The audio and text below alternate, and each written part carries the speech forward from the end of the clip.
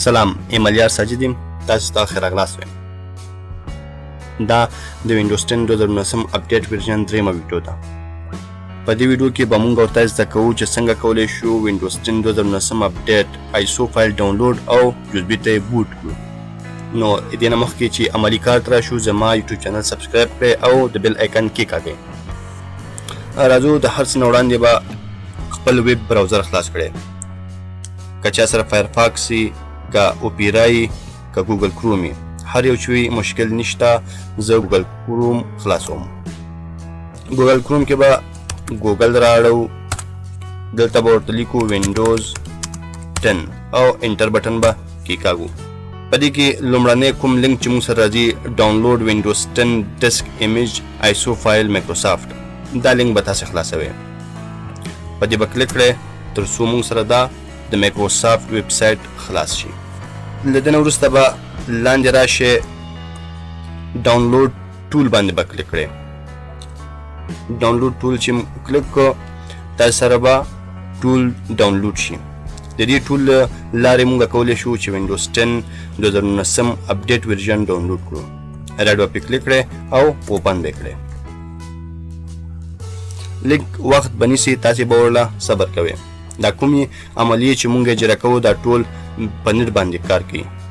نو که چېرته تاسې نټ تیز وي، ستاسې کار به زر کېږي، او که مو نټ ما غوندې سلو وي نو صبر به ورله کوئ. لږ وخت لوډینګ نه وروسته به موږ سره دا صفحه خلاصه شي. په دې کې به تاسې اکسپټ باندې کلیک وکړئ. له هغه نه وروسته به موږ سره یو بله صفحه خلاصي. په دې صفحه کې به تاسو کریټ انسټالیشن میډیا اپشن به انتخاب کړئ او بیا به نیکسټ کړئ. دلته به تاسې ټیک مار لرې کړئ او په خپله خوښه به انتخاب کوئ. ژبه به انګلیسي وي، ایډیشن بټن وي، دلته ستاسې خوښه. که 32 بیټه انتخابوئ او که 4 بیټه، او که دواړه انتخابوئ مشکل نشته. هر یو چې تاسو انتخاب کړئ خپل سیسټم ریکوایرمنټس ته وګورئ او هماغه اپشن ورله انتخاب کړئ. نو زه 4 بیټه انتخابوم او نیکسټ باندې به کلیک کړئ. په دې صفحه کې به تاسې آیسو فایل انتخابوئ او نیکسټ به کړئ. چیرته ثبتوئ دا تاسو پورې ته اړه لري. ډیسکټاپ کې ثبتوئ، مای کمپیوټر کې چیرته ثبتوئ مشکل نشته. زه ورته وایم چې ډیسکټاپ کې راله سیو کړم. سیو باندې به کلیک کړئ. ستاسې وینډوز 10 ډاونلوډ به شروع شي.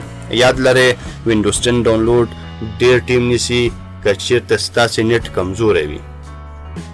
تقریبا 4.5 GB شاوخوا ته ډیټا ده. ما وینډوز 10 تیار ډاونلوډ کړی ما سره شته. نو راځو همدې نه کار اخلو. اوس د دې د بوټ کولو لپاره یو بل اپلیکیشن ته ضرورت لرو. تقریبا یو MB اپلیکیشن دی. تاسې به ګوګل راواړوئ او دلته به ورته ولیکئ ریفیوز او انټر بټن به کېکاږئ. لومړنی چې کوم لینک دی دا به تاسې خلاص کړئ. دا هغه اپلیکیشن یا هغه سافټویر دی چې د کوم په واسطه موږ کولی شو وینډوز USB ته، DVD ته یا بل میډیا پلیئر ته بوټ کړو. لږ به لاندې راشي ډاونلوډ ته. په ډاونلوډ کې به تر ټولو لیټسټ ورژن 3.6 دا به کلیک کړئ او تاسو سره به دا فایل ډاونلوډ شي یا دا اپلیکیشن به تاسو سره ډاونلوډ شي. کیپ بټن به کېکاږئ. موږ ډاونلوډ روان شو. ډاونلوډ چې خلاص شو، ما دواړه راخیستي. ما سره وینډوز 10 فولډر کې موجود دي. ریفیوز هم را سره شته، وینډوز هم شته را سره، او یو USB کم از کم 8 GB USB به تاسو سره موجود دي. USB به کمپیوټر ته داخل کړئ او بیا به ریفیوز سافټویر اوپن کړئ. راډ به کلیک کړئ او اوپن به کړئ. یس بټن به کېکاږئ. کله چې تاسو سره اپلیکیشن اوپن شو، په دې کې به تاسو سره تیار فلش کوم USB چې تاسو کمپیوټر ته او داخل کړئ هغه به دلته تیار راخیستل شوی وي. که نه یې راخیستلی، تاسو بیا کولی شئ همدغه ساحه انتخاب کړئ. په دې ساحه کې تاسو ته وایي چې تاسو خپل آیسو فایل انتخاب کړئ. نو سلیکټ باندې به کلیک کړئ چې چېرته هم تاسو سره آیسو فایل یا هغه به راوالي. زه وینډوز 10 فولډر ته ځم او دلته آیسو فایل انتخابوم. اوپن باندې به کلیک کړئ. تاسو سره به وینډوز آیسو فایل انتخاب شي. دلته به ورته تاسو د کمپیوټر چې هره غوښتنې هغه به خپله راخلي. که بیا نه راخلي، تاسې به ورله MBR انتخاب کړئ. دلته به ورته لیبل یا نوم ورکړئ. هر نوم چې تاسې ورکوئ مشکل نه لري. زه ورله ورکوم وینډوز 10 2019 اپډیټ او سٹارټ باندې به کلیک کړئ. تاسو له د فارمټ غوښتنه کوي یز اوکې به کې ستاسو یو اس بي به فارمټ شي او بوټینګ به سٹارټ شي.